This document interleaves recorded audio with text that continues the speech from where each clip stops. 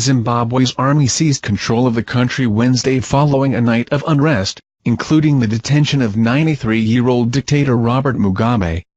Yet military supporters insisted it was not a military coup but a bloodless correction of the African nation's current political order. The army took control of the state broadcaster, with military spokesman Major General Moyo addressing the nation Wednesday morning, saying the situation in our country has moved to another level and assuring that Mugabe and his wife were safe and sound. The exact location of Mugabes was unclear, but they were reportedly in the custody of the army.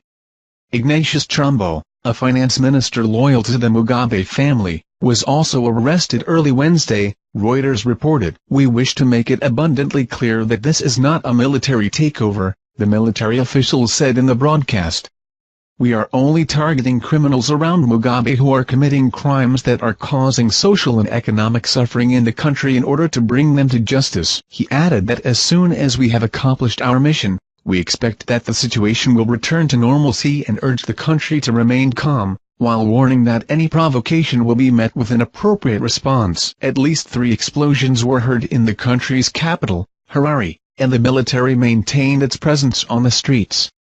According to the BBC, gunfire was also heard in the northern suburbs of Harare and near Mugabe's private residence. The army has taken key points in Harare, while Zimbabweans formed long lines at banks to withdraw the limited cash available.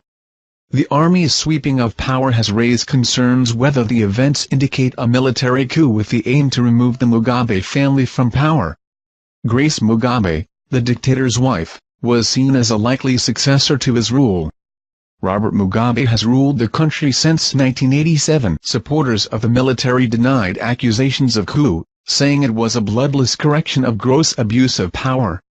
Genuine Democracy Chris Mutsvangwa, chairman of the War Veterans Association, said the army will return Zimbabwe to genuine democracy and make it a modern model nation. Most military veterans support Emmerson Mnangagwa, now former vice president who was fired by Mugabe last week. He fled the country last week but has promised to return.